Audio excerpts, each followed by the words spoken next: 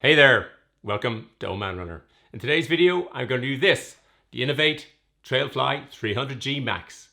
First, I'm going to go on a run around Phoenix Park in them, then I'm going to put them on the turntable and list their specifications, then I'm going to review them, and finally, I'm going to see if I can recommend them to you. I bought these shoes because I'm a sucker for new technology. I liked carbon fiber when I saw it in shoes, so I don't know, I bought 6 or 7 pairs so far. And I saw this thing called graphene. I wondered, what on earth is the graphene about? And I've been wondering about this, but I had a lot of shoes. I didn't really need any more shoes. When a viewer sent me an email saying, you know, what's the weight of this shoe? We're about the same size, and what do you think the weight is? So I needed no more hesitation. It was late in the evening. I was looking at stuff on my phone, and I immediately ordered a pair. They've arrived, and we're going to review them. They're a trail running shoe, so now that restrictions have ended, I thought I'd bring them to the Furry Glen in the Phoenix Park here in Dublin and have a run around. So let's run in the shoe and see it in action.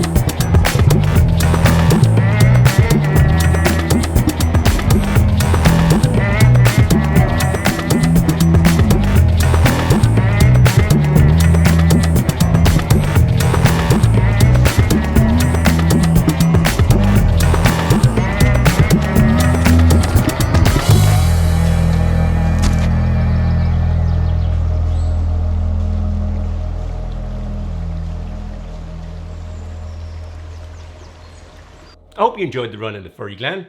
Lots of trails and not so many tribulations. We're going to stick the shoe now on the turntable and look at its specifications. inov-8 say that the shoe weighs 300 grams. This shoe is a US 13, EU 47, UK 12, CM 31. The shoe measures 300 millimeters long internally. In this size, it weighs, in the right shoe, 425 grams or 15 ounces. In the left shoe, 427 grams or 15.05 ounces. It has a 6mm drop and a 25mm stack height. inov-8 say this about the shoe. The Trailfly Ultra G 300 Max is a revolutionary trail shoe featuring the world's first graphene enhanced foam called G-Fly. The foam delivers 25% greater energy return and retains its optimum levels of underfoot rebound and comfort for longer, so runners feel faster and fresher over greater distances.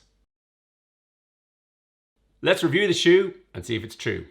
The upper of this shoe is very breathable. There's lots of micro holes all over the front on both sides. The heel has some structure, but it's lined so you don't see the. If I stick the stick of light inside in the shoe, you'll see at the front, you'll see at the sides, you'll see it's porous. So great for ventilation, or if water gets in, at least the water can get out again. So the upper is very breathable.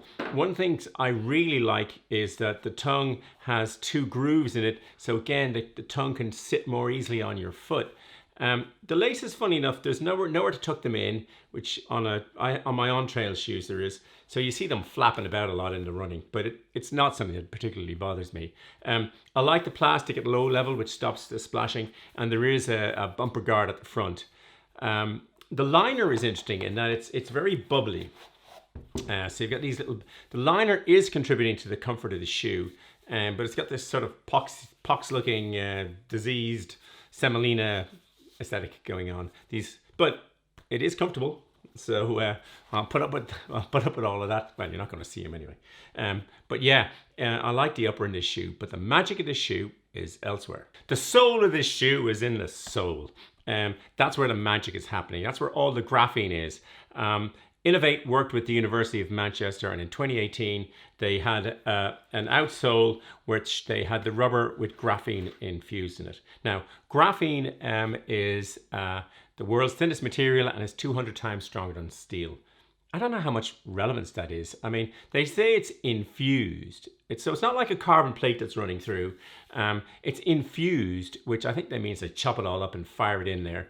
And then the strength means that the surfaces are more hard wearing. So they initially started with the outsole. This is black on black, so you can't really see it. I'll turn on the light, and you can certainly see it in the turntable video. But you might see there's a great deep pattern on this outsole, and so what happens is first they did the graphene on the outsole, and then they created this G-fly material, or it's the foam, and that's what's providing all the comfort in this shoe. They say it's 25% more energy return.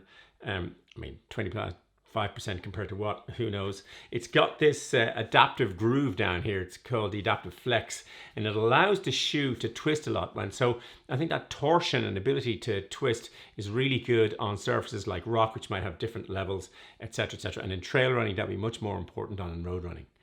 I like the aesthetics of the shoe. For some reason, it reminds me of a dinosaur. I don't know, these flecked black things coming up. It's fairly simple aesthetic. But I like it. The more I look at it, the more I enjoy looking at it. It's really quite simple. There's not a huge amount going on in terms of different form factors. It's all about the base of the shoe. On the rear, there's 2 little pieces here as if they were going to put different decals in. Don't know. It only comes in one color, or one colorway. It's green and black. No complicated fancy names like lush green or anything. It's just green and just black, which is fine by me. And boy, does the green pop. The shoe feels great to run in. I ran in a variety of road and then trails in the Phoenix Park. You'll have seen some of it in the video. And it felt just as comfortable on the road. It's not optimized for the road. The inov-8 have a great website that shows you all the different shoes and what they're optimized for. This is paths and trails with a little bit of road and a little bit of rock thrown in. So it's ideal. That's exactly how I would be using it. Initially, the grip wasn't fantastic because it was a virgin grip on the tarmac or the asphalt. As soon as I got off up onto the slopes, it's fantastic. You saw me struggling in my ungainly way up the slopes, but the grip felt fantastic. I mean, there's really deep grooves in the sole. Now that I've worn it a few times, that virgin rubber has gone off, and it's getting much more traction on the tarmac. But the shoe is designed for ultra work, not speed work. So although it's heavy at 425 grams, so it's advertised, it's called the 300G, and they say it's 300 grams. But for me, it's 427. Now that's a huge jump up. My guess is it's a size 8 for that, and this is a size 12. But even so, that looks like a third up. So yeah, it's creeping up there weight-wise. The shoe costs 195 euro here in Ireland, or 190 US dollars, or 175 pounds. And at that, it's at the upper end of cost in most non-carbon shoes. I think it's quite a good value proposition, because if the graphene does last as long as they say it's going to last, I've no real reason to doubt them, then the value will come over time, and it is an enjoyable shoe to run in.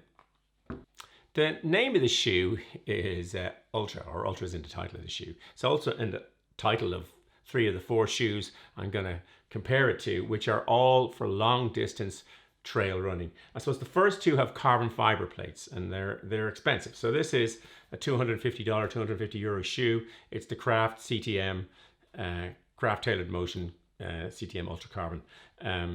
A good shoe, expensive shoe, but really designed for long distance racing, as indeed is the North Face Vective Flight Series, again for long distance racing. I'll compare these. I've done videos on these two shoes, but I'll compare them in detail after 100k. But both of these shoes would be more expensive. This one's about €230, $230. They're more expensive. They're lighter. They've got a carbon fiber plate. So probably more for racing. The more direct competitor would be the On Running Cloud Ultra, which I reviewed a few weeks ago. Aesthetically, a fantastic looking shoe. They feel pretty comfortable on in the same way. My On shoes haven't lasted as well as any other brand I've got. They wear a lot more. Aesthetically, I love them. The feel of this shoe, I put them on either foot today when out running in them for just around the block. These achieve the comfort by a series of holes in the foam which compress, which is very different to how this shoe performs. But this shoe is comfortable with its 25% energy return. I think for long runs and a long-lasting shoe, this is a great shoe. At the start of the video, I asked whether graphene was just a gimmick, and I suppose the short answer is it's too early to say. It's designed for long life. I've only got the shoe a couple of weeks, been out for a couple of runs, enjoyed them all, but I won't really know about the length of graphene for a longer period of time in the shoe, which I'm really looking forward to. The shoe, like its origins in the north of England, is refreshingly straightforward but technologically advanced. I like this shoe. So would I recommend this shoe to you? Well, if you're going racing, no. If you're going on a long distance and you want to run it in comfort and a shoe that is hard wearing and long lasting, then this is a great shoe. I took it out on day one and I couldn't wait to go on day two. I'm looking forward to going at day three. The shoe looks relatively clean because I wash it with my electric toothbrush. A different head, I point out. Before I make these videos, they get covered in gunge, but I try to clean them up so you get some idea of it. It's not a cheap shoe, but it's a long-lasting shoe, and I think it's going to be a great shoe. I hope you enjoyed this video and found it useful. If you did, it'd be great if you hit the like button. I'll put lots of links in the description below, and as always, I love answering the questions and comments that pop up. There'll be a blue subscribe button popping up there, and some related videos there. Thanks for watching. Until the next video, just keep running along.